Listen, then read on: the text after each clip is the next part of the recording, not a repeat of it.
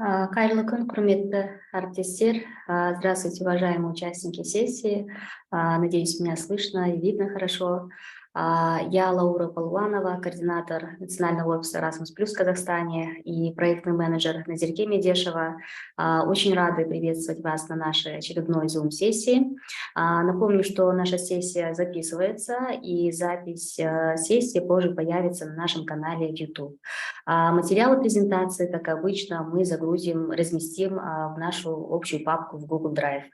Итак, напомню, что сегодня мы будем говорить о двух программах, в частности, о программе Erasmus Mundus Joint Masters, да, вкратце мы ее будем называть EMJM, и о программе Erasmus Mundus Design Measure, вкратце EMDM.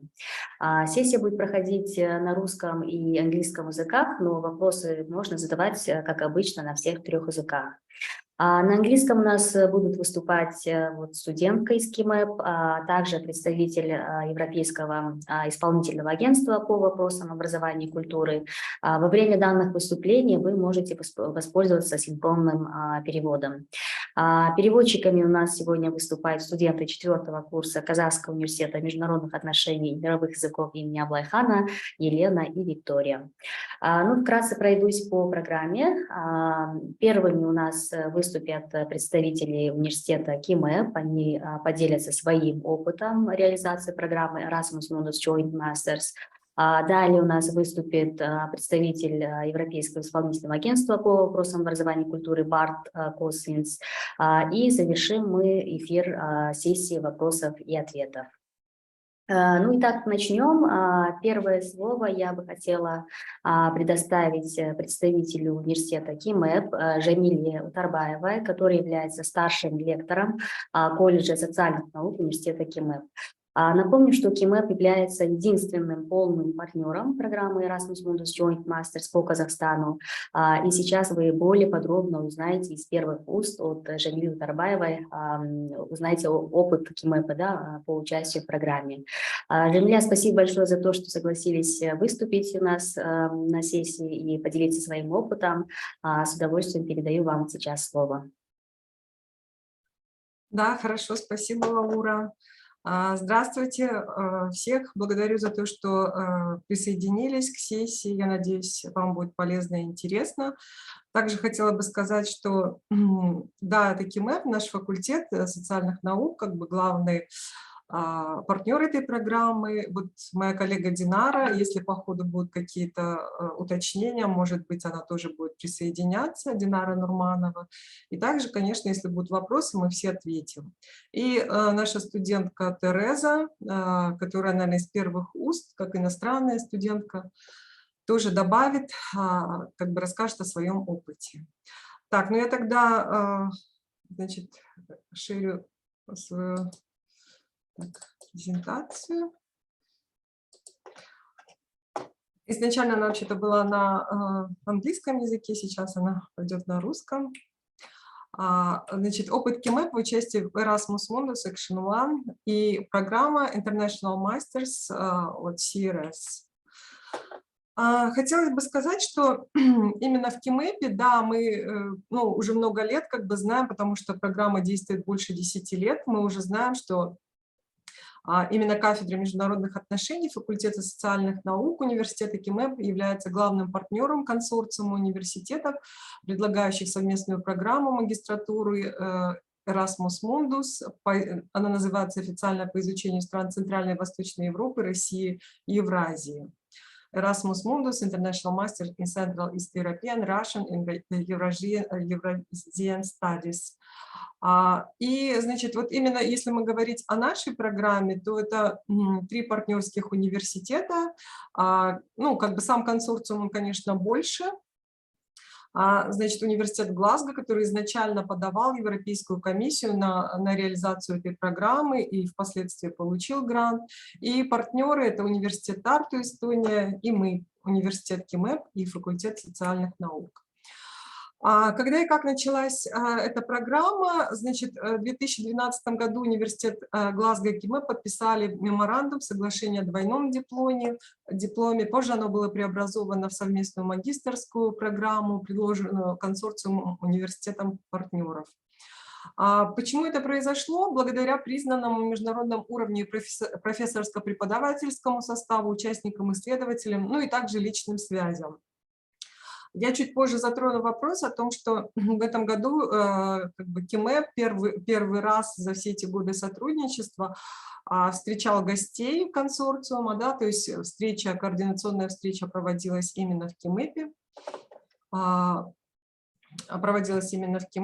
И, значит, ну и тогда тоже мы, как бы вспоминая историю, говорили о том, что на самом деле, когда Глазго подал на финансирование, то как бы первая заявка не была успешной, потому что, значит, Еврокомиссия предложила внести в программу именно не только, да, какие-то центральноевропейские университеты, российские университеты, но обязательно университет вот из Центральной Азии, из Казахстана.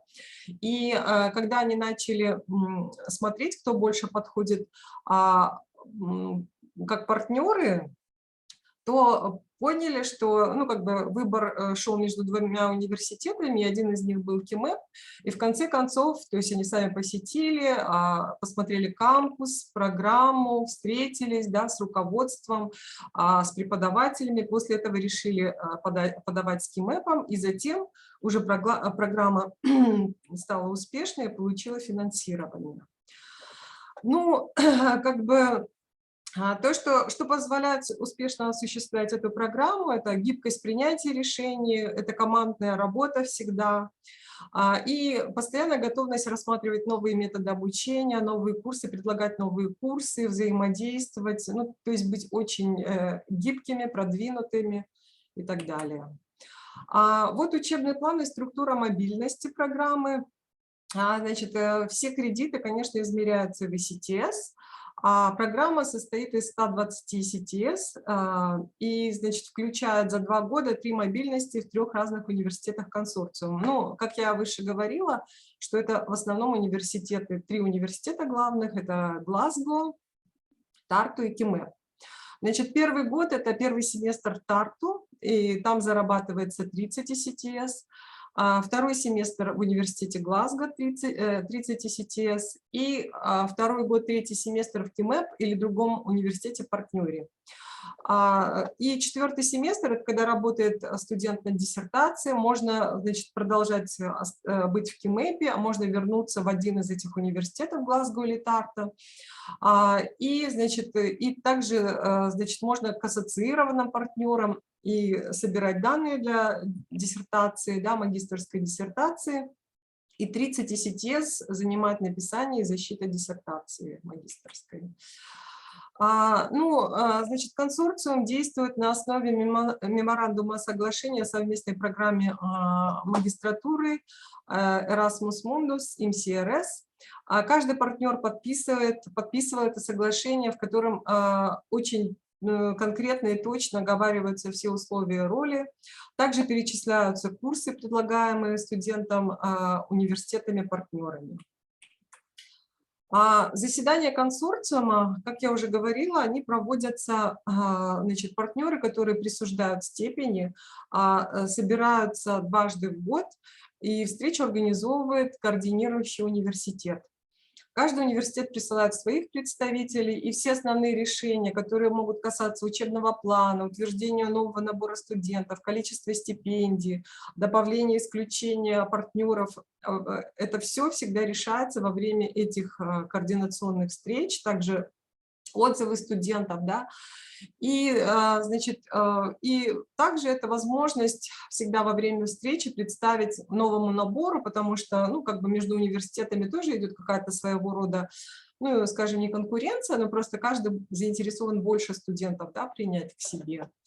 И, ну, и, конечно, задача там и наших преподавателей, которые участвуют в консорциуме, сделать так, чтобы, ну, какое-то количество студентов приехало к нам. Вот Тереза будет выступать, она приехала вот в этом учебном году, который еще у нас в КИМЭПе, по крайней мере, продолжается.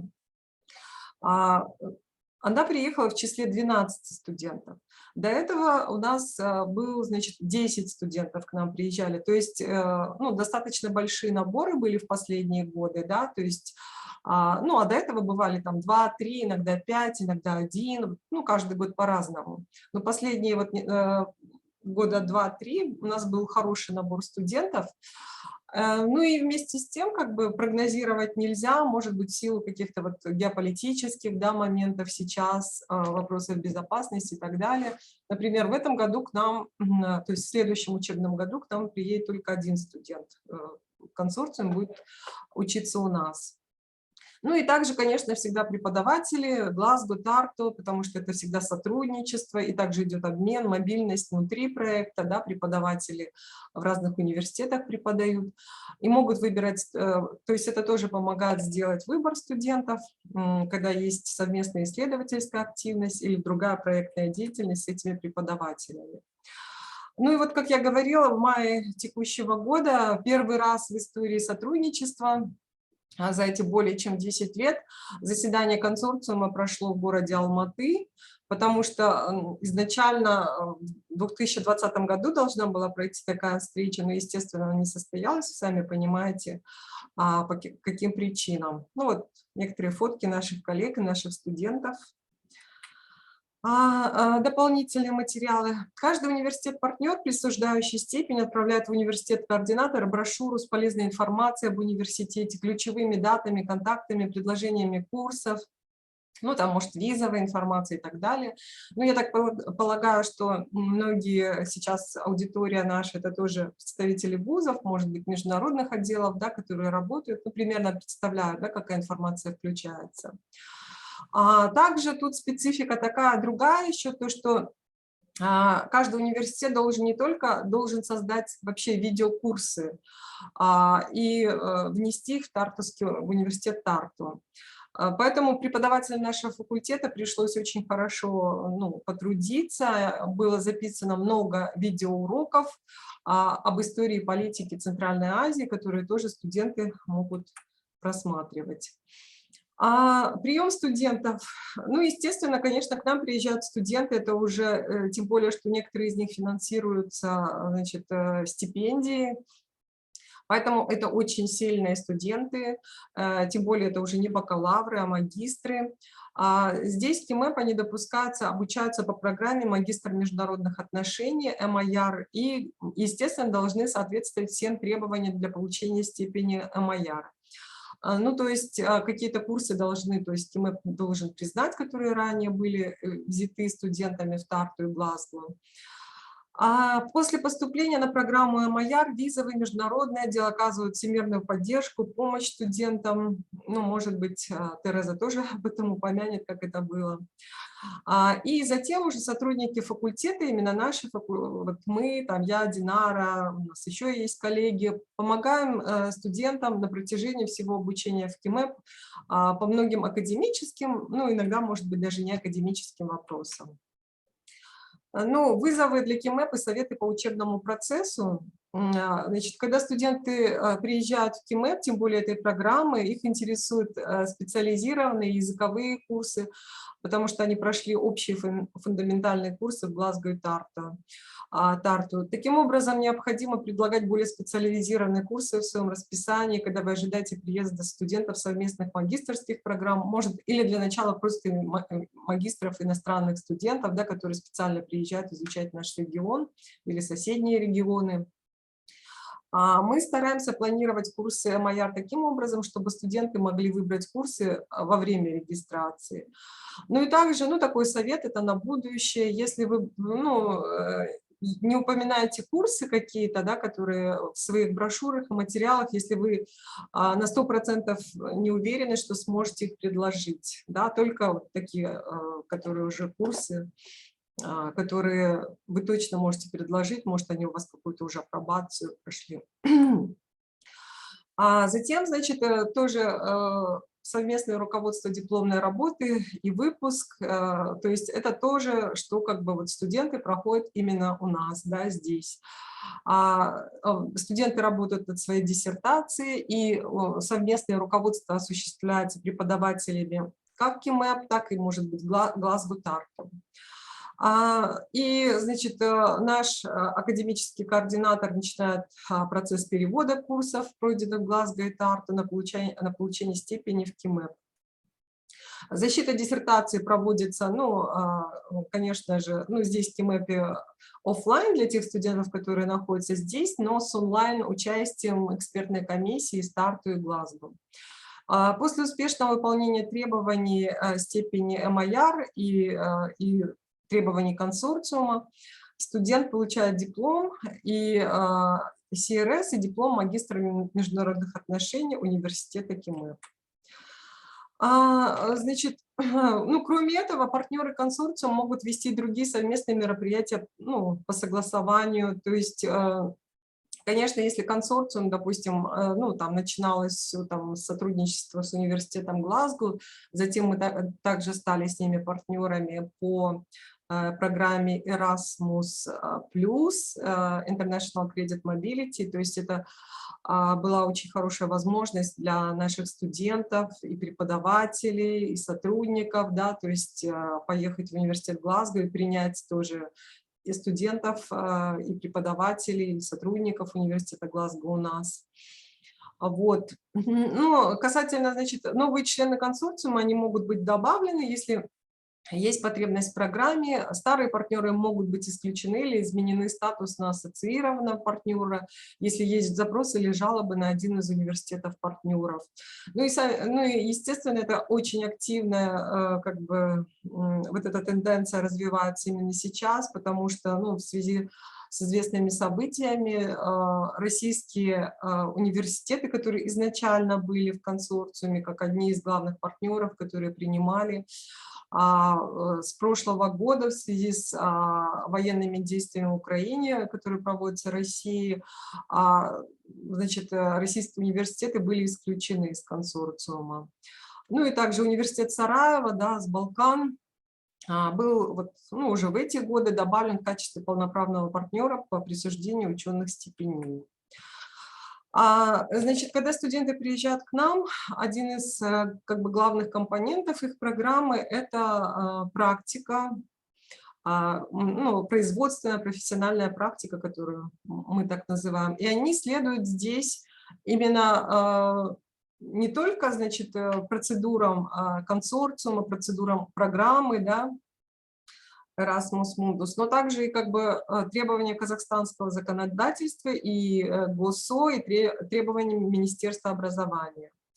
И стажировки, конечно, они считаются одним из важных компонентов программы. В нашем консорциуме Ягеллонский университет, это из Кракова в Польше, отвечает за программу трудоустройства в консорциуме, то есть, ну, как бы, вот именно всю работу по стажировкам, да, в консорциуме осуществляет именно этот университет. Университет выпускает руководство по размещению, работает со студентами и уже с другими университетами по вопросам размещения. Задача неевропейских университетов состоит в том, чтобы найти место в международной среде, поскольку не все студенты знают местные языки.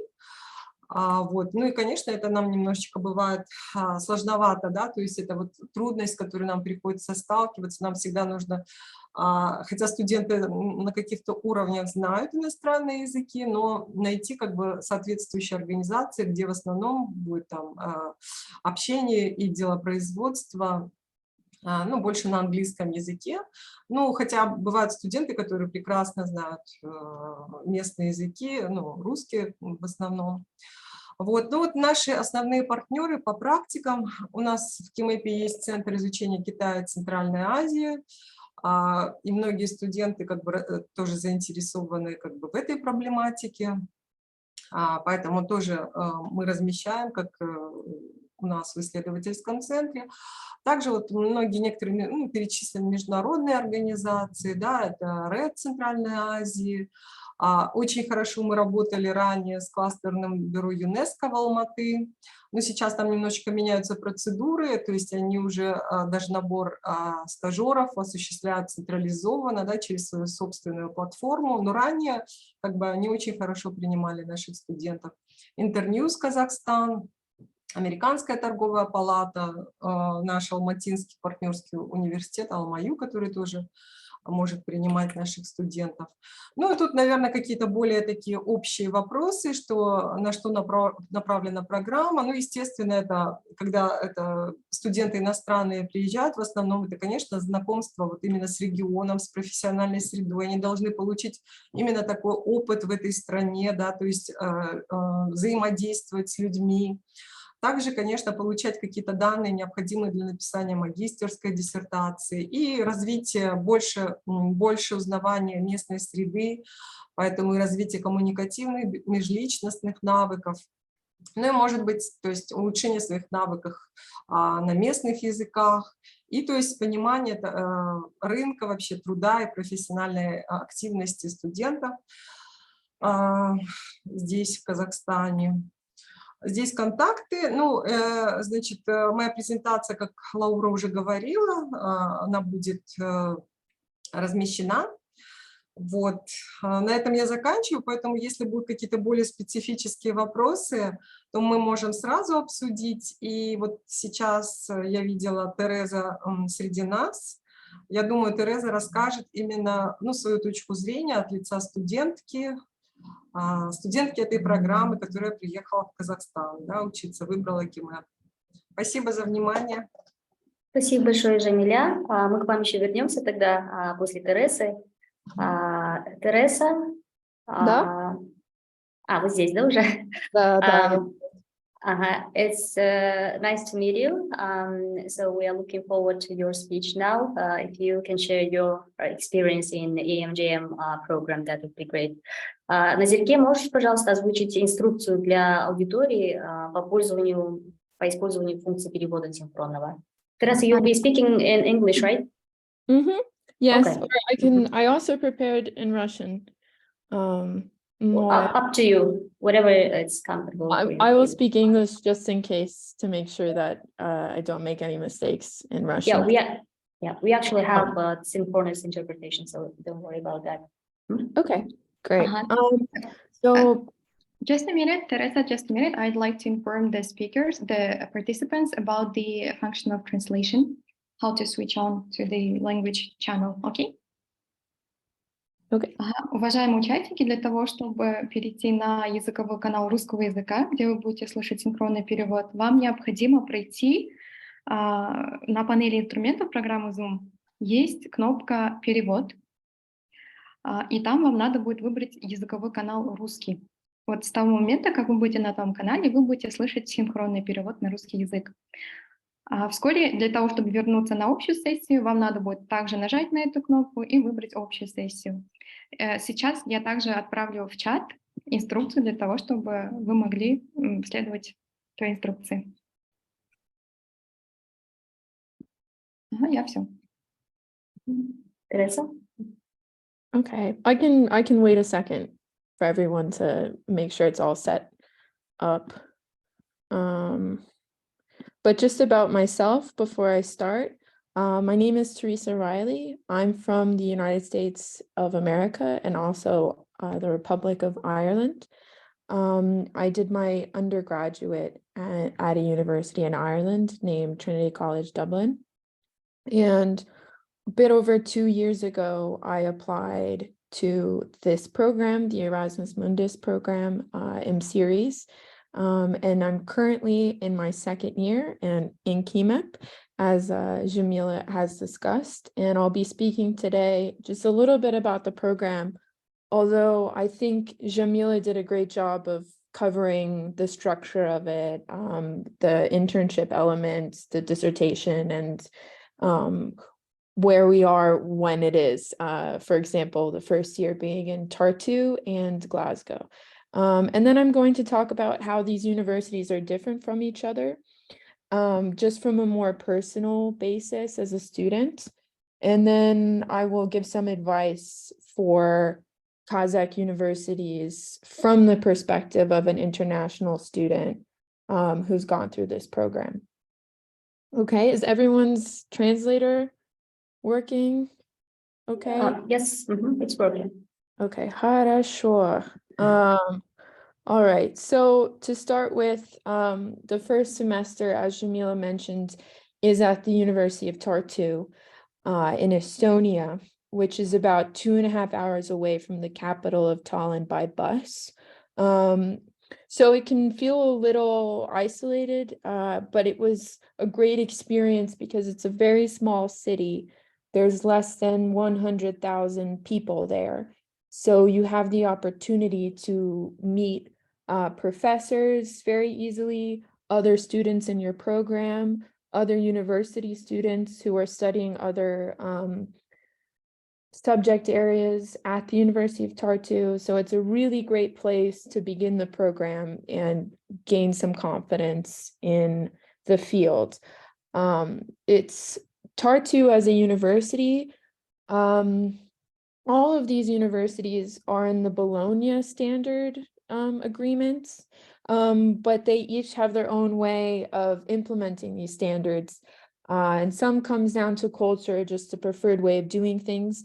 So that's important to keep in mind, that although the academic standards are very high, it means different things to different countries. So for example, in Estonia, there were a lot of what we call in English contact hours, which means you spend a lot of time in class, in lectures, going to academic events, and you have a lot of assignments and group work. So this means you get good feedback, and there was a lot of moments for discussion in academic settings, but it's a really big time commitment, and you're spending pretty much your entire day physically at the university.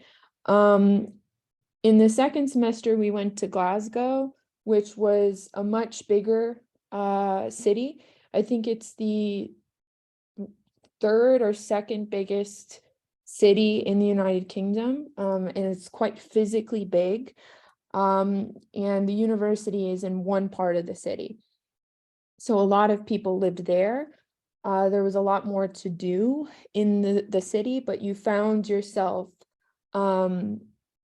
you had to make more of an intentional effort to find professors and groups and programs that you wanted to be involved in. While at Glasgow, unlike the University of Tartu, there was a lot less focus on contact hours and spending time in the classroom, and there was more focus on assigning a lot of reading. So there was a lot of academic reading and very little class time, and you were expected to spend most of your time reading and studying.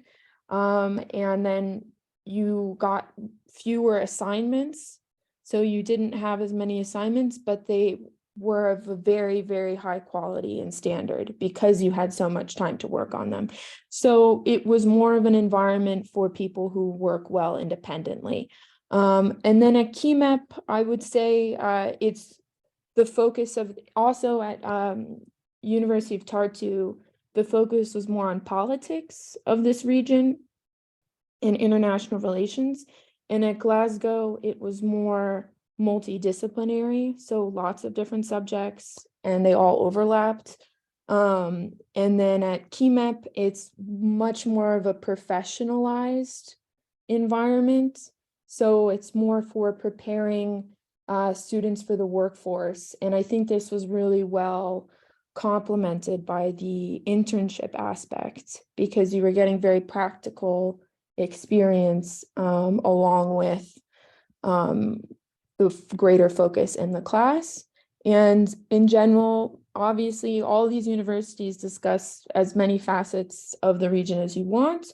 But at KIMEP, I found it was a bit more focused on economics than at the University of Tartu and the University of Glasgow. My advice for Kazakh universities who are interested in attracting international students through this program, or for applying to the Erasmus Mundus program, there is a huge opportunity right now to offer high-level Russian academics to international students. There are very few options for Western students to study Russian now. They can't go to Belarus, they can't go to Russia, they can't go to Ukraine. And Kazakhstan, I mean, it's a perfectly bilingual country, or trilingual with English as well. So I think there's a real opportunity there. I personally studied in Moscow, and although I am speaking in English right now, I found that the experience in Moscow gave me the confidence to do academics in Russian. So I think the biggest opportunity for Kazakh universities is to emphasize that they can offer graduate level academics in Russian, in a Russian speaking environment, because I don't think there's really any real serious graduate level academics in Russian right now that Westerners particularly have the opportunity to use. So that would be a great opportunity for Kazakh universities. And as Jamila mentioned earlier, the topics for the uroki or lectures that should be considered are security studies, energy security between, especially following the war in Russia, Central Asia between the East and West, kind of a lot of discussion on balancing China, especially now that the United States is seeing further tension with China.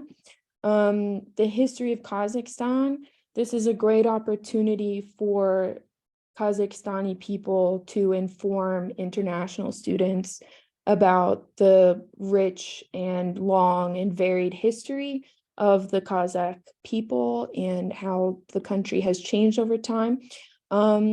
Economic developments in the region and also economic opportunities, and also discussion on the Eurasian Economic Union.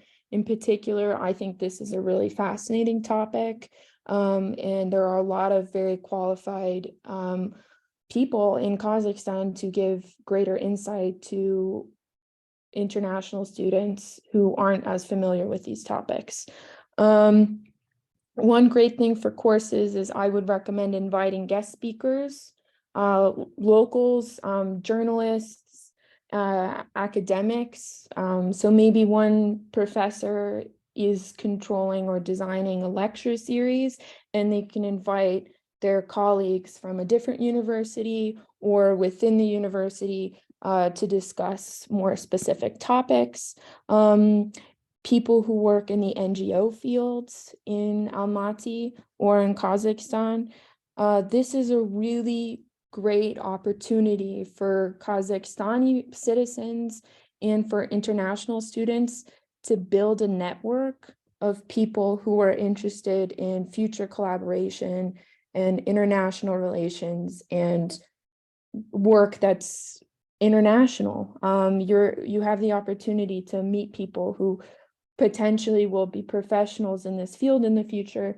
And that's a great opportunity for the international students and also for Kazakhstani professionals and experts to, listen to each other, learn from each other, and then in the future, better understand everything we're trying to study. I would also say just a bit about my experience in Almaty at KIMEP, just to wrap it up. Personally, I would have preferred to develop my Russian skills a bit more. As I mentioned, this is through no fault of KIMEP. Before this year, there was an agreement with a Russian university. So students who were more focused on the Russian language went to the Russian university. And many students who did come to Almaty did not have high levels of Russian and were not very motivated in improving it. And I think KIMEP offered a really great way for those students to still gain academic specialization and meet Kazakh locals or Russian Kazakhs who could help them navigate the city and learn more about Kazakhstan. However, if another university in Kazakhstan were to offer the experience of doing a course in Russian, I think that would be great for attracting students who do want to do that all in Russian. What else? The other thing is many students who are interested in this region do want to learn Kazakh or other Turkic languages or like Uzbek or Kyrgyz. So obviously we're in Kazakhstan, so we should learn Kazakh. But I think there's a real opportunity to also consider that although many students such as myself are seeking Russian for more professional reasons, many people are researching the region and really do want to learn Kazakh.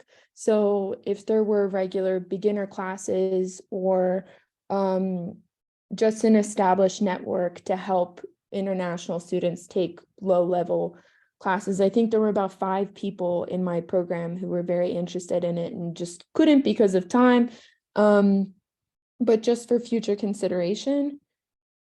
And then I have gained great insight into the region by meeting local people and getting support from KIMEP's faculty and staff. Jamila has been fantastic. Anytime I've had a question, I go to her. Thank you, Jamila. And in particular, through meeting people through internships or just locals, just out and about, I've met so many people who have given me such interesting perspectives and opportunities for collaboration and learning new things. So I think that is the greatest strength that the Erasmus Mundus program offers. So really lean into that and get international students meeting locals and vice versa. It's a phenomenal benefit and you really can't quantify it. It's immeasurably important. And then last thing I'll say is I've noticed particularly, I'm a dual citizen with the US, and in the United States right now, there has been an incredible increase in interest on Central Asia, really astounding in just the past year. So I would say we have this saying in English, to strike while the iron is hot. So while this interest is there, please take advantage of it and really put KIMEP, well, KIMEP already has applied to this program, but these other universities really put your name out to as many possible programs, language things, international relations. Also anecdotally, I am looking for jobs at the moment in Europe, and now they're starting to ask for people who are specialists in Central Asia in Europe. So just really, I think it's a really exciting time for researchers and universities here, and you should really take advantage of it. So thank you so much. Спасибо за внимание. И это все. Thank you so much, Teresa, for giving an overview of the program from a student's perspective. And thanks to all the specific recommendations that you've given to the universities, especially in terms of offering opportunities in studying Russian, given the geopolitical circumstances right now. And about the increasing interest in Central Asia, you're quite right. So thanks for those tips. And we'll get back to you if we have any questions, okay? Уважаемые участники, если у вас есть вопросы конкретно вот к Джамиле и к Терезе, пожалуйста, сейчас самое время их задать, потому что далее у нас уже выступает следующий спикер. К сожалению, Джамиля у нас не сможет остаться до конца сессии, поэтому, пожалуйста, напишите, либо озвучьте свои вопросы, воспользовавшись функцией «Поднять руку». Так, в чате пока вопросов нет. Ну, Джамиля, кажется, дала очень такую развернутую информацию, охватила все основные моменты, поэтому, наверное, у аудитории вопросов нет. Но в любом случае мы загрузим презентацию Джамили, уважаемые участники, и потом можете тоже ее просматривать. Джамиля, вот у меня такой вопрос возник. CERS – это название программы, которую предлагает сам консорциум. В рамках этой программы вы принимаете студентов на курс, на программу MIA, верно, да, магистр международных отношений. То есть у вас нет отдельной вот программы CERS, но вы принимаете студентов этой программы на свою программу магистратуры международных отношений. Да, кстати, да, мы принимаем, именно они как бы проходят всю программу и получают эту степень. Так же, как любой другой студент казахстанский, который тоже поступает на эту программу. Вот, потому что мы зачитываем, ну, согласно нашему договору, да, соглашению, засчитываем какие-то кредиты, ну, которые они прошли в Глазго или Тарту. Понятно. И я себе здесь отметила некоторые моменты, то есть очень важную роль сыграли личные связи ваших профессоров, да, именно вот в реализации данной программы. Координатором, заявителем, вузом-заявителем у вас выступает университет Глазго, но перед отбором КИМЭПа, да, как полного партнера, они приезжали в Казахстан, КИМЭП, и проводили какую-то некую предварительную оценку, да, pre-assessment. Да. Они, ну, это уже прошло больше 10 лет. Но вот Клэр Макманус, она содиректор этой программы, она вот в этом году часто вспоминала о том, что вот приезжала там 11 лет назад, и как это было. Ну, я не буду называть второй университет, который они тоже рассматривали, он находится в Астане. Ну, потом они просто сделали выбор в пользу КИМЭПа, потому что, ну, во-первых, ну, честно говоря, как бы им климат больше понравился. Вот, ну, в том числе, да, то есть, ну, не только. Вот, и потом наши профессора, на тот момент у нас был деканом факультета доктор Диксон, он тоже имел, ну, хорошие связи, да, вот с университетом Шотландии, то есть лично знал, поэтому вот наши университеты, я думаю, ну, всегда нужно вот этот академик нетворкинг, да, стараться выезжать, конференции и так далее, какие-то мероприятия, заводить связи, потому что, ну, когда проекты новые, когда подачи, то они тоже могут быть в нас очень сильно заинтересованы, тем более, вот, как Тереза сказала, да, ну, интерес к региону есть. И последний вопрос же у меня с моей стороны. Вы вступили сразу как полный партнер, вы не были ассоциированным партнером, то есть не обязательно следовать вот этой цепочке, то есть можно вступить сразу как полный партнер. Да, мы были. Динара, подтвердите, пожалуйста, если вы здесь, потому что Динара больше, конечно, работала по этой программе. Да, мы сразу вступили как полный партнер, потому что они в тот момент для заявки, как бы им нужен был именно полный партнер в нашем регионе. Отлично. Хорошо, спасибо. Teresa, you have a question or comment on that? You're raising your hand. Oh, we don't hear you. You're unmuted. Thank you. Just a comment regarding the application process for universities to join the consortium.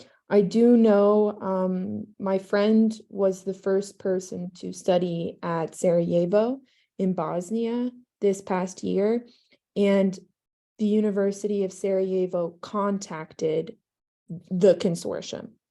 So it's not necessary maybe to wait if you have a strong interest in joining the consortium. I think like Jamila said, if you have any kind of personal connections or can find a way to personally contact someone, that's great. But they don't have to come to you. You can go to them. And Sarajevo has been successful in becoming a full member of the consortium. So I can't speak to how long it will take, unfortunately. But if you don't want to wait too long, definitely contact them yourselves as well. Yeah, that's very good tip. Thank you. Хорошо, тогда, уважаемые Жамиля, Тереса, огромное вам спасибо за уделенное время, за ваше участие, за ценные советы. Мы не смеем больше вас задерживать, но если у Тересы есть время, то, конечно, you are more than welcome to stay until the end of the session. Жамиля, спасибо большое, будем тогда на связи. Уважаемые участники, тогда я уже спешу передать слово следующему спикеру. Следующий спикер у нас представитель Европейского исполнительного агентства по вопросам образования и культуры, Bart, и у него презентация будет о двух программах. Да? Bart, hello, sorry, we are falling behind a bit. No worries. The floor is yours now. Thank you very much, and thank you also for the previous speakers. I listened, and the English was easier to follow than the Russian, but I did study Russian at some point. I studied myself also 1 year in Estonia, and I know the CIRIS program very well because I'm the project officer. So I'm Bart Cosyns. I work for the agency, the executive agency in Brussels. Maybe I share my screen in the meantime.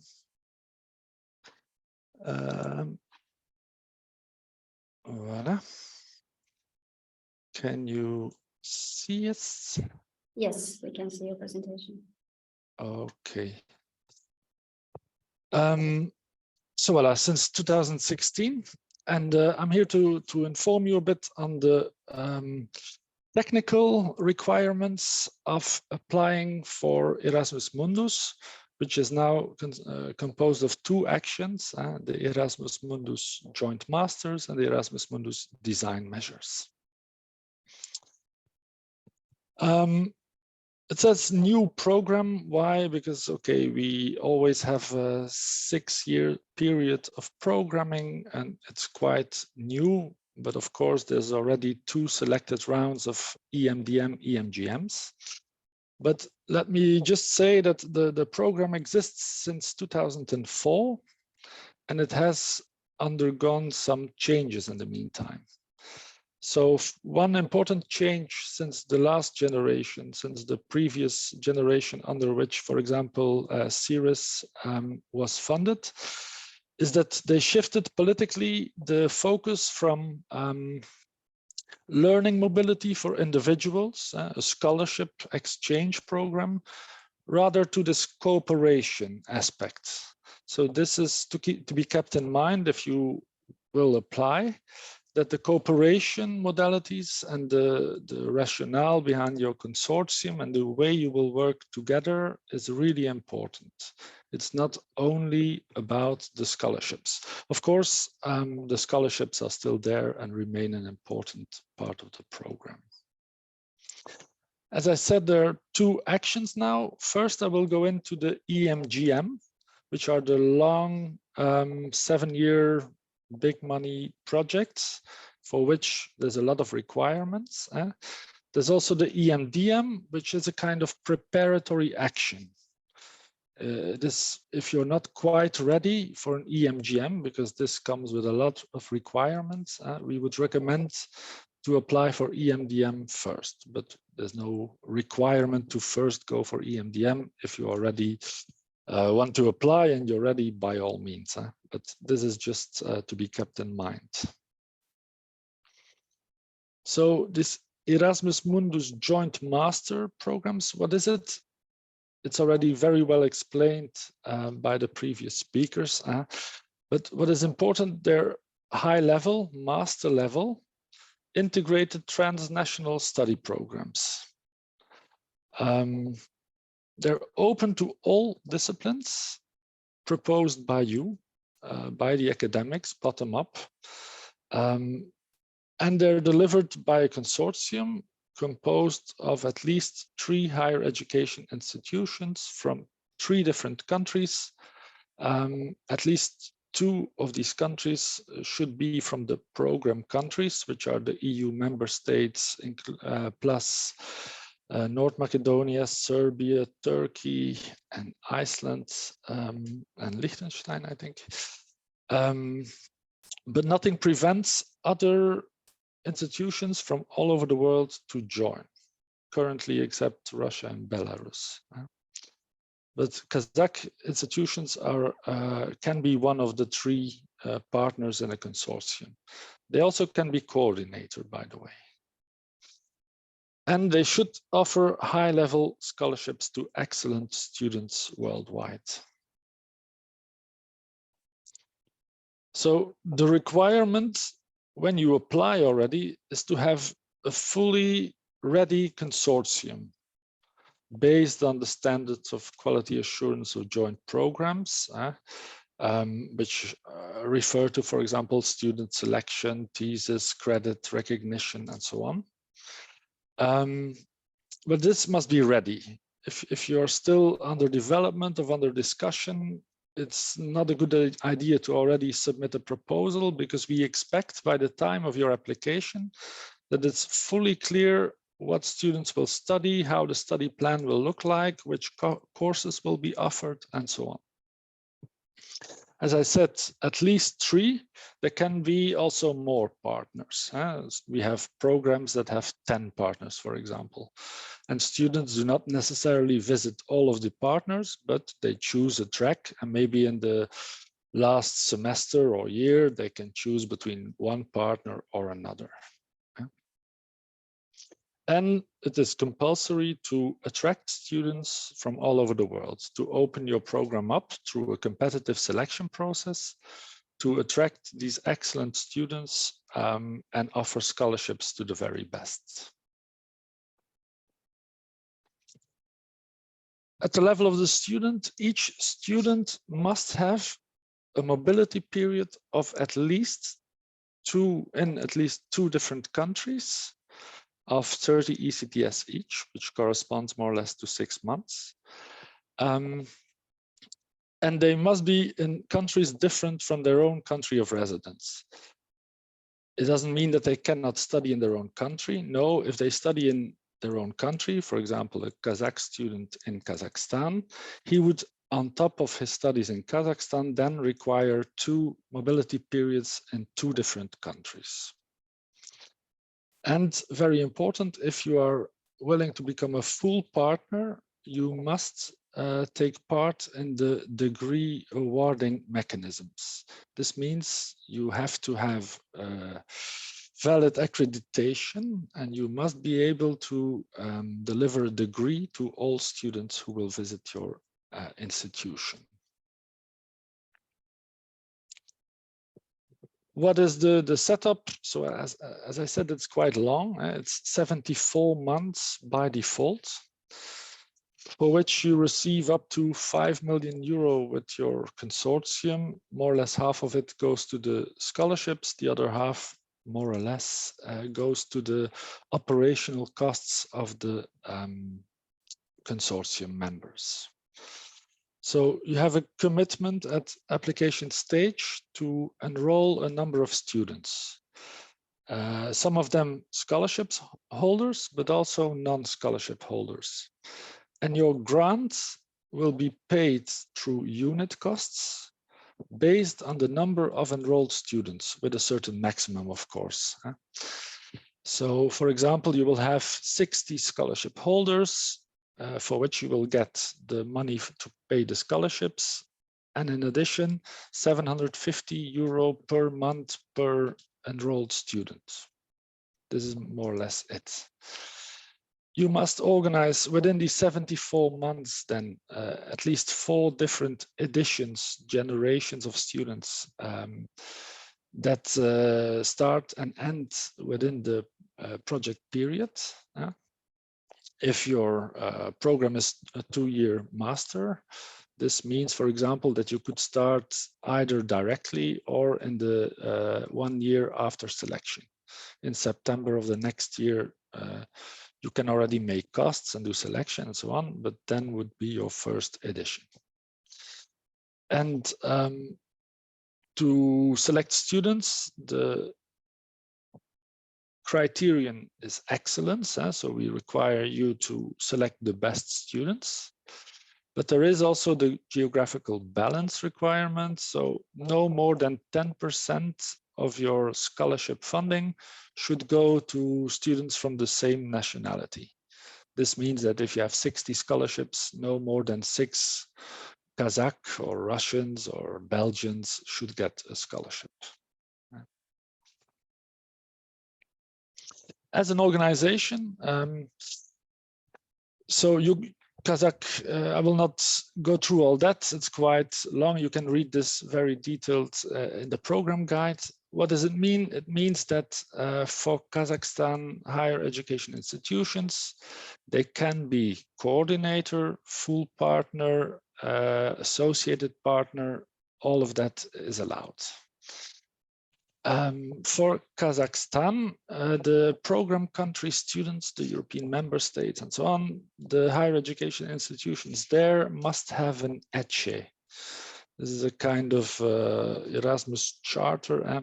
This is not required for Kazakhstani universities, but they should more or less commit to follow the same principles. It doesn't require much administration, but it's good to get familiar with what does it mean. It's about transparency, equal treatment, and so on. You can read also about this in the program guide. As I said, very important, and this will be checked at application stage. If you participate as full partner, we will ask you to demonstrate accreditation of the courses you will bring to the program. So these must already be recognized and accredited in your national system. Yeah, this is more or less the situation. As a minimum, there's 3 higher education institutions from 3 different countries. 2 must be EU member states or third countries associated. I covered this. As an individual, if you are interested to join, I liked the previous speaker's remark on you can also contact institutions. This is a very, yeah, it happens, and it's a good way, I think, of how this goes. And if you demonstrate your interest, this might work. But if you are just willing to participate in a first step, for example, as in a running EMJMD, you could apply as visiting scholars. This is a requirement for the consortium to organize at least some visiting professors, guest lecturers, and so on. So usually, if you find a program of your interest that is already running, they will be welcoming you if you are willing to give a guest lecture. And of course, students can join as well. To apply as a student, we had already quite a few Kazakhstan students in the past generation, and now probably as well. They must just have a bachelor degree and adhere to the criteria which are set by the consortia themselves. So in terms of academic merits, what a student must have and how it is selected, this is entirely up to the academic consortium to decide. The agency does not tell universities what that should be. We just say that they should describe it well in the application stage, and they should agree on these requirements. Like I said, the best students will get scholarships, but on top of the scholarship holders, there will be also, or there can be also, students who participate with own funding. And also for a number of them, you will get a contribution, an organizational cost. And on top of that, you are also free. It's not a requirement, of course, but you can charge tuition fees for these students. As long as you advertise it well on the application website and so on, this is allowed and could be a way of getting some additional income and ultimately become sustainable. And students, they apply, we advertise on our program website of the agency, the course offer, the catalog page, but they apply actually directly to the consortium, usually through a website which is organized at the level of the consortium. In terms of funding, okay, maybe if there's questions, I'm willing to take them, but just remember that it's based on the number of enrolled students, as I say. 2 main figures, 750 euro per month per enrolled student, 1,400 euro per student as scholarship per month. And this includes travel, accommodation, everything. We know that with the rising prices, this is not always enough to fully cover all costs everywhere. It depends a lot on your destination. I'm sure in the UK, in Almaty, and in other destinations, it is not enough. We are currently looking into possibilities of applying a kind of index, but this is not guaranteed yet. And if it will be the case, it will be later. But these are the numbers for now. There's also a fee, by the way, for individual needs, for students with special needs. For example, somebody who lost the eyesight, to assist by braille and so on. Also for this, there's a specific budget. In terms of tips and tricks, if you apply for the EMJM as a partner, Please read very carefully the award criteria. The way this process of selection is done at the level of the agency is that we contract academic external experts, and 3 of them with knowledge in your field usually will read your proposal and grade it based on the merits, and they will just simply compare against the award criteria. So for example, one part, relevance. The partnership clearly demonstrates the need for this new master, things like that. So this is written in the program guide, and they will simply check each point of the award criteria to establish their score. So do not focus too much on the application form as such and the way the questions are phrased, because some of them are just general templates. Focus in particular on the award criteria. This is very important. In terms of hidden messages and so on, I really must say that there are none. The award criteria are it. And we also instruct our external experts when they read and assess your proposal to only look at the award criteria. Some other information is of course available in the frequently asked questions. There's a dedicated mailbox through which you can ask your questions. The limit is 70 pages, including work packages, deliverables. It's quite technical. The only message here is prepare it well in advance. It takes a lot of time even to write, to agree on these different aspects, to exchange between your partners. So if you're applying, please do so in time.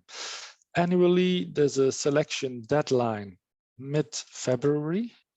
This will be the case at least in the 2-3 years to come. And we start publishing the program guide, but it always looks more or less the same. In November, more or less in autumn in the year before. So you can expect a new program guide and the call to be launched November or something, with a deadline in February 2024. Now going a bit into the part on the EMDM, the preparatory action. Like I said, if you're not quite ready or you want more time to prepare, there's also a grant to really further prepare. But watch out, we already expect a number of things even for this preparatory action. So what is the goal of this program? It's to fill the gap of the course offer. So we already have the choice of disciplines in which Erasmus Mundus joint masters are organized is completely free. But of course, this means that sometimes there are some overlaps, and there could be theoretically 50 projects in mathematics and only 1 in sciences or in languages. It's not the case, but that's why we really want this new action to focus on areas, disciplinary areas, which are not yet covered or not yet fully covered, or to focus on partners which come from countries that are not yet fully represented, and which could be better represented in Erasmus Mundus. How could you check this and verify this? You will receive the presentation, I guess. Here is the link to the Erasmus Mundus catalog, and in there we advertise all running projects. So there you can really look at the course offer as it is today, including newly selected projects, and then old ones are disappearing once they are finalized. You can search by country, you can search by discipline, and so on. Let's say that you want to organize something with Eastern European studies, and you see that there is already an Eastern European study program. This is not excluded. You can still apply, but then it would be up to you to really make a case of why your program will be needed, what will be the differences, what would be the added value, and you really have to consider what already exists, and then promote yourself, demonstrating the differences or the added value. So this is also important. I also mentioned here the statistical fact sheet, where you can find, for example, within the EU, which countries are very well represented or less represented.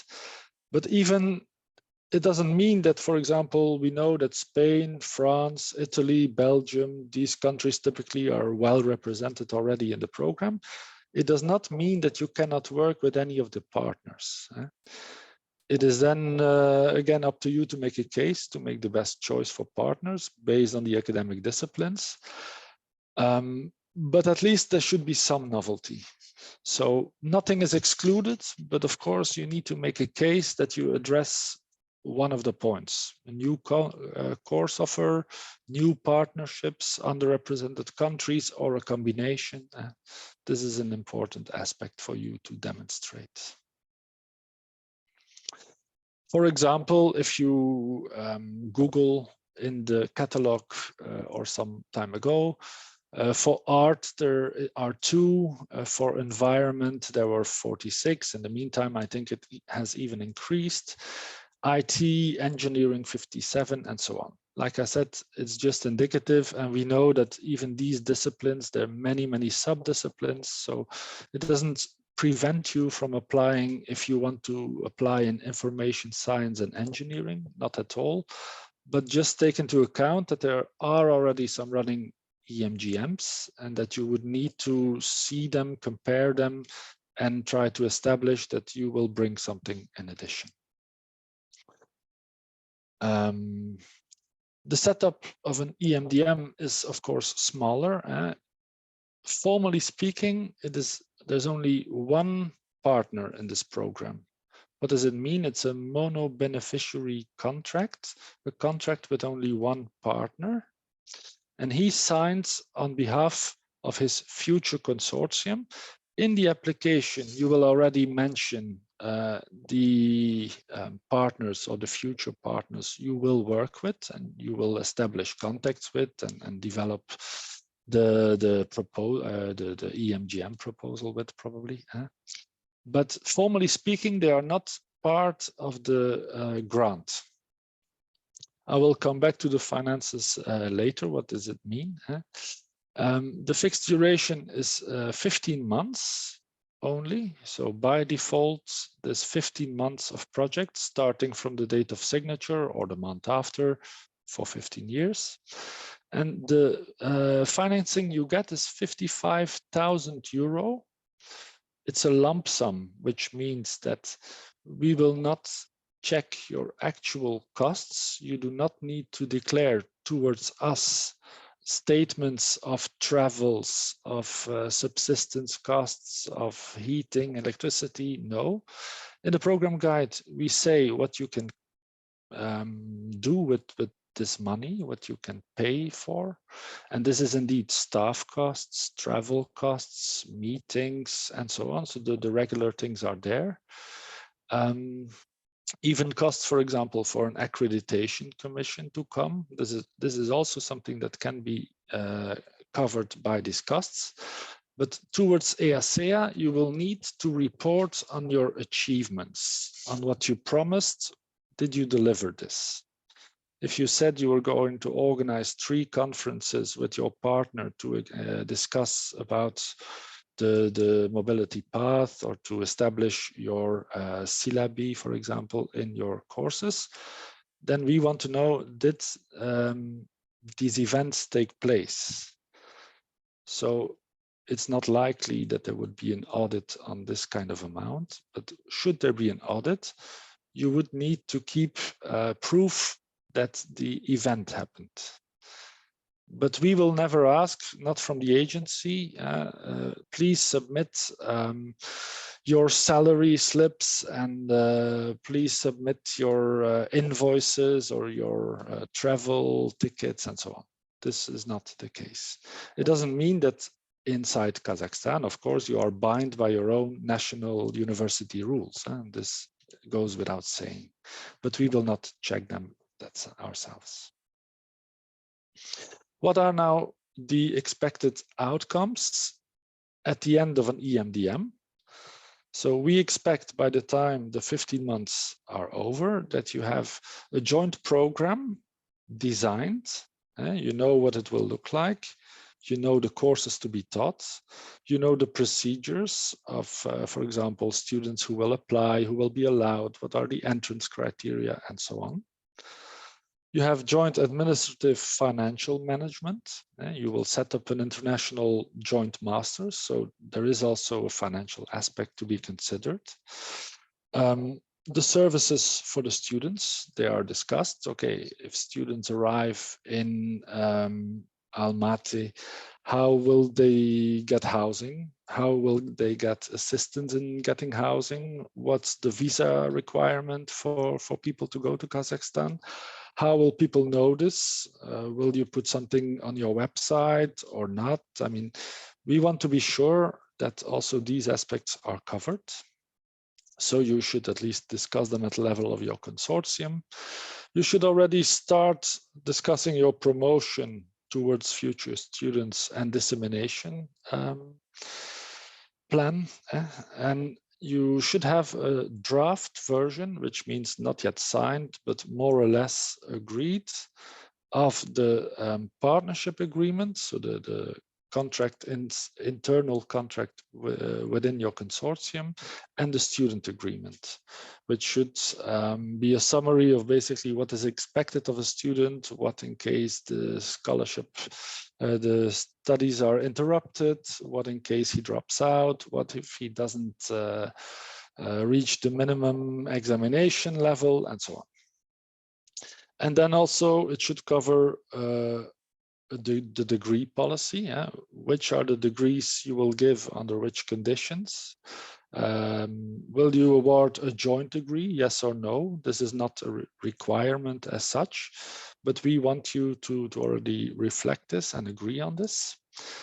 And we strongly recommend you also, if you're going to apply for an EMJM later on for a big grant, to already start the launch of your accreditation process if this is required, so that indeed you can apply and you have the accredited courses by the time you would start, if selected, the EMJM.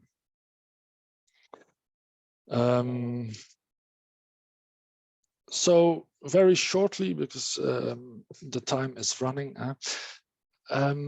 Laura asked me to look into a bit the participation of Kazakhstan in the program. Under EMJM, so far, there is an ongoing selection, which is not included, but so far there is one associated partner in one application, but they have not been full partner under the new EMJM program. Under EMJMD, of course, there's KIMEP, the previous speaker, and she was even in 2 consecutive generations of this project, 2017 and 2020. Also in 8 projects, there's Kazakh partners. As for students, this is ongoing, and we have a new mobility tool, which is a bit different than the last one. But more or less up till 2 years ago, we had 135 scholarship holders from Kazakhstan. Now, in the meantime, this will have increased. In terms of EMDM, we have had 4 applications from Kazakh partners. They were not yet successful thus far. They were also represented in 2 EMDMs as future partners. So not as the signatory party, the only partner, but as a future partner who will be member in an EMJM if it would be selected. It's actually Kazakhstan is quite high. It's a bit small, but I think they are more or less 6th or 7th place in terms of countries outside the program countries, outside the EU member states, Turkey, and so on. So this is not bad, but of course we are hoping to get our first successful applicant. In terms of application, we will also organize a dedicated session once the call is applied, is open. So this will be in November. We will communicate these dates definitely to Lara and to the national agencies. Where it's just, it will be a webinar, but there we will really also give technical information on the requirements, where to apply, how to apply, and so on. Just know that everything for the new program is managed in the FTOP, the Funding and Tender Opportunities portal, and this is the link. In there you can Google search for the acronyms EMDM and EMJM, and you will find a number of closed calls now, and as of the autumn they will be open. So thank you very much for your attention. I added also some interesting further information if you want. But if you have questions, please. Thank you so much, Bart. That was very extensive information. Уважаемые участники, есть вопросы? I'm just asking whether our participants have questions. Meanwhile, let me read out some of the questions that our participants left in the survey that we circulated previously.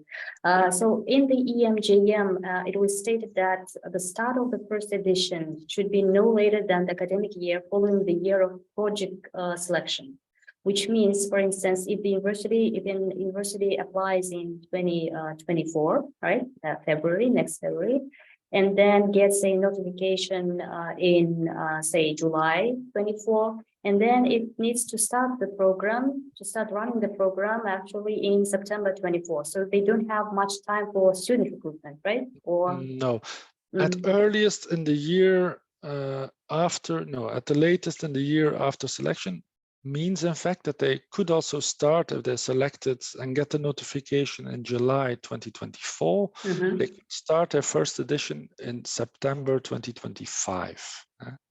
So they would have 1 year to set up their website, get all the requirements, which are more or less ready at that stage, but they do have 1 year time for that. Okay, that helps.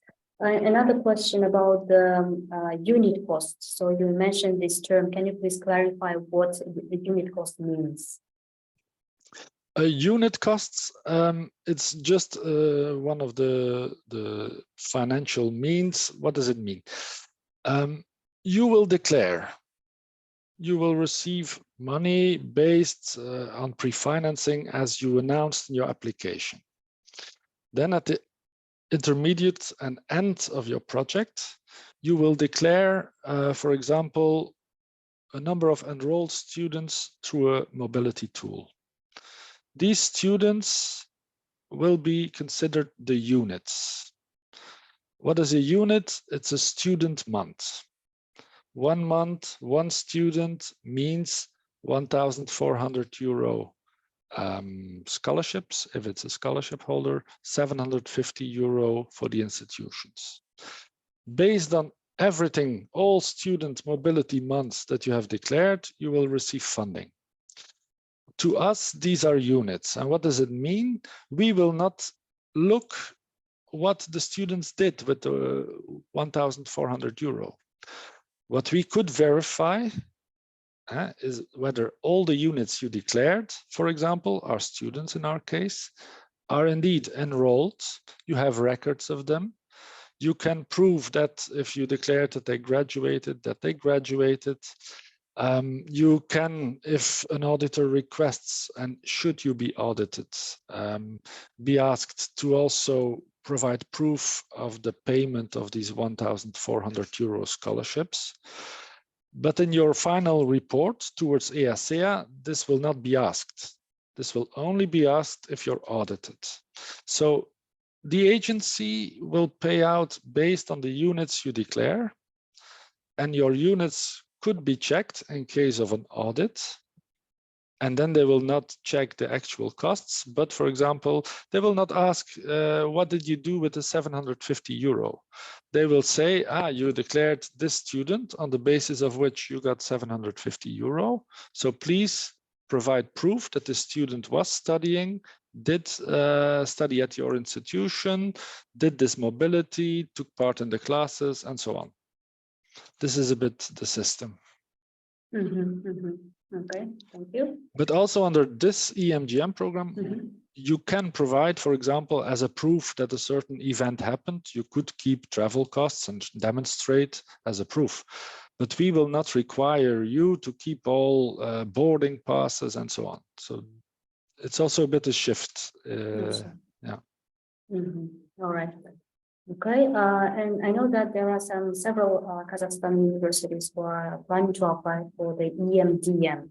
And your recommendation was, when thinking about applying for EMDM, try to consider areas not covered yet, right? Based on the list that you provided and based on the catalog of the program. Indeed. And the second, not yet covered, or I mean, maybe your course will be somewhat covered, but then it's up to you to really demonstrate what is new in your course and how does it relate and how does it compare.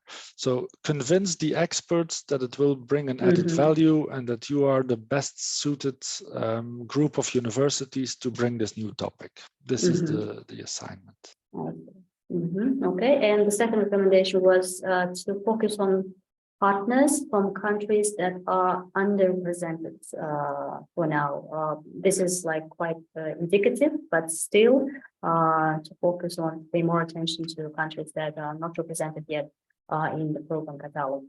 Yes. I think these are valuable tips for our universities. Indeed. But you can have as many partners as you want. As a minimum, there's 3, but beyond that, you could also, if, for example, so far you have mainly contacts with very renowned universities already, which are highly active in Erasmus Mundus in France and Spain. Nothing prevents that you add a 4th partner from a country which is less represented. For example, the Nordic countries, the Baltic countries, the Central European countries, they are less represented than, So this is to be considered. Yeah. And maybe another recommendation could be to use current partners that universities have from their international credit mobility projects or capacity building higher education projects, to use these partners for the EMDM or EMJM rather than looking for like absolutely new partners. Definitely, yes. Because if you are going to establish a cooperation which is very deep and far going, it really helps if you already know these people, if you have worked with them before, if you are acquainted with each other's educational system. So this is really helpful. Yes, it's a good recommendation as well. All right, and my final question is, at this point, Bart, what recommendations would you give to our universities that are planning to apply for either EMJM or EMDM? What can be done at this point when the calls are not yet open? At this point, you could definitely already prepare an application, in the sense you could look at the program guide of last year and read very carefully the award criteria. And you know that for EMDM, there's a page limit of more or less 30 pages narrative text. And for EMJM, it's rather 60. If you already have your partnerships and a good idea, you could even already start writing based on the award criteria. And then later on, you will have less stress to fill all the boxes. You will just need to reshuffle a bit your text and agree with your partners. But you could already really start this kind of writing, preparing the narrative parts, even at this stage. Because the award criteria, typically, they do not change or do not change dramatically year to year. They are more or less set. And actually, they can start looking through the application form itself, maybe the budget form, in order to get familiarized with them. They should be available under the old calls in FTOP, but know that since the call is closed and many of these forms are electronic, the actual application forms and budget forms may not all be available. But then, yeah, probably we can, make sure that there is something in static form or whatever. Yeah, but, I think I have some downloaded some of them. That's good. So I was going to say contact your national agency, but voilà, very good. Yeah. Okay. All right. Thank you, Bart. Уважаемые участники, есть вопросы к Барту? I'm asking to use this chance and put you questions if there are any, but your presentation was so extensive and I think you have covered all the important points with regards to the EMDM and EMJM. So I think we can close now, Bart. Thank you so much for your time, for putting together your presentation and for taking the time to give the actual presentation. We appreciate it a lot. Thank you so much, Bart. Thank you for the invitation. Sorry. Thank you so much. Уважаемые участники, если у вас нет вопросов, мы, наверное, будем уже завершать. Я хочу поблагодарить еще раз Барта за время, за презентацию. Надеюсь, она была вам полезна. Мы также разместим его презентацию в нашем Google Drive. Отдельная благодарность нашим переводчикам Елене, Валерии, их куратору Диане и нашей коллеге из Департамента международного сотрудничества Казумония имени Бланкана, также Улпан Ерболкозы за оказанное содействие. Спасибо всем коллегам за участие в вопросе. Уважаемые участники, мы на этом завершаем серию наших вводных сессий. Если вы помните, мы проводили общую сессию по международной кредитной мобильности, сессию по ППВО, да, Жан Моне, и вот сегодня провели по EMJM и EMDM. Теперь 23 числа июня, в эту пятницу, у нас будет онлайн-нетворкинг-ивент в Zoom с розыгрышем призов от Евросоюза. Если вы тщательно смотрели наши сессии, у вас есть возможность выиграть призы. У нас будет квиз в Кахуте, где мы будем задавать вопросы по нашим сессиям, да, по охваченным темам. Поэтому следите за новостями на наших страницах. Мы это объявим у нас на страницах в социальных сетях. Начиная со следующей недели, уже с 27 июня, мы начнем семинары по написанию заявок на каждый компонент. Мы начнем с ППВО, далее Жан Моне и так далее, поэтому не пропускайте наши сессии. Перед тем, как завершить, как обычно, для отчетности мы бы хотели провести небольшой опрос. Сейчас на экранах появится небольшой опросник. Просим вас ответить на вопросы, и потом мы уже полностью завершим сессию. На языке запускаем? Да, опросник запущен. Запущен, да, почему-то у меня не видно.